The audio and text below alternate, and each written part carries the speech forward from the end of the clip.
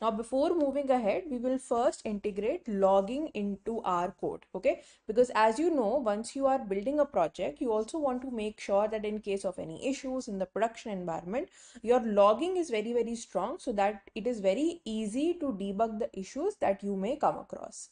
Okay, so for this, we are going to be using log4j2 library. Okay, so this is a very, very popular library that is used for logging in Spring Boot applications, right? Just to tell you a little bit about log4j2, right? It is a widely used, one second. It is a widely used logging library in the Java ecosystem. Okay, and it is very widely used. Why? Because it is quite performant. Okay, it is very, like, it is a lot of providing a lot of flexibility, right, for us. Okay, it provides powerful logging capabilities that enables developers to efficiently monitor and troubleshoot the applications, which is pretty much the objective for introducing logging in our projects as well. Okay, so what we will do is basically, in while using log4j2, we have a logger interface which we will integrate in our project. For like for visualization purpose and for explaining purpose, I will be integrating logging into the service layer, but feel free to do that for controllers also, feel free to do that for repository layer also, you can do that. Basically, there will be a logger interface, right, that will provide methods to log messages with different severity levels, right? Let's say you want to log errors, you want to, log just a warning. It is not an error, but it is good to have sort of something if we remove this, right?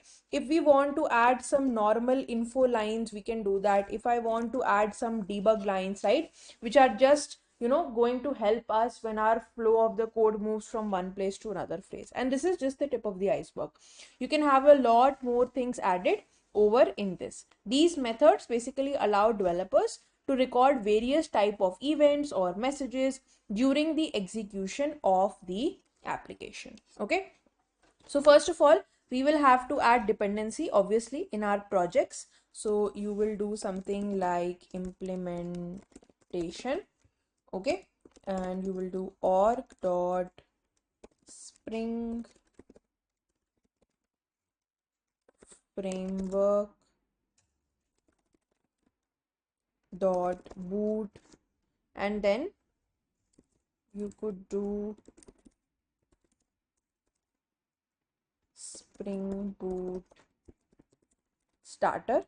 Okay, and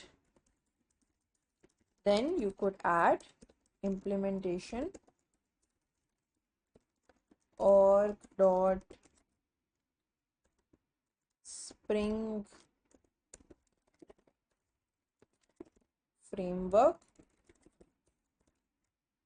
dot boot colon Spring Boot starter log4j2 over here. Just try to build this in order to make sure that the dependencies are added correctly and they are integrated in your project as well. Okay, so this will quickly build. I hope my terminal is running.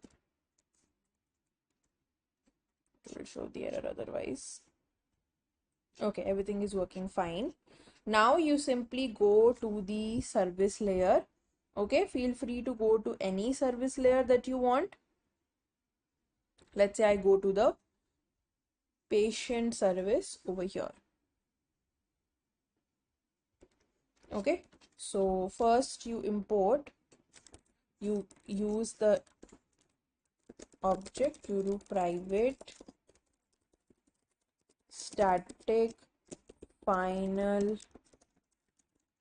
logger is equal to logger factory dot get logger for the patient service dot class.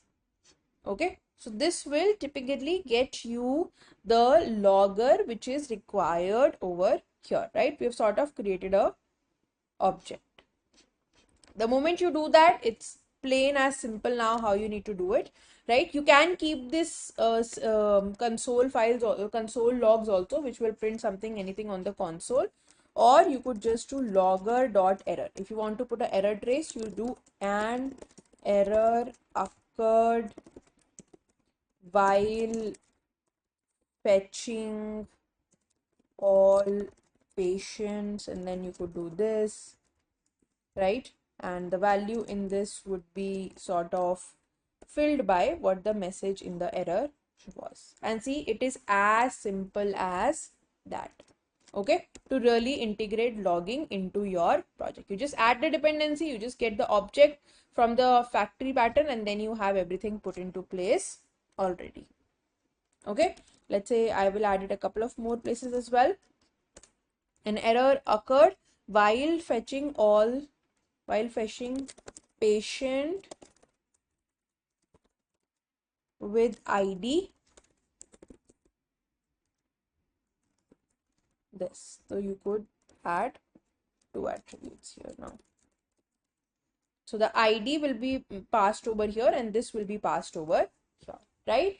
Pretty simple, correct, of how can you really integrate logging into your project. Okay, and this method will only be called when this method basically has, or this part of the code has an error, right? In this part, we're basically interacting with the repository layer. So in case of issues with the repository layer, we will basically have the error shown over here.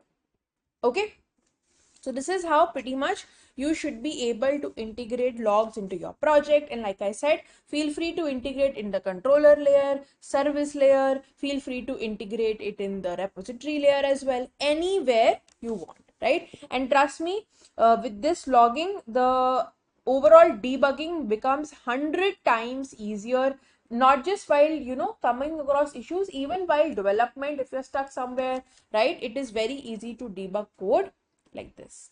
Okay, so you can use log4j2 library. There is logback library also, multiple libraries available. All are simply, I would say, all are usually popular only with Spring Boot. I have used log4j2, but it is not a requirement to use just this one.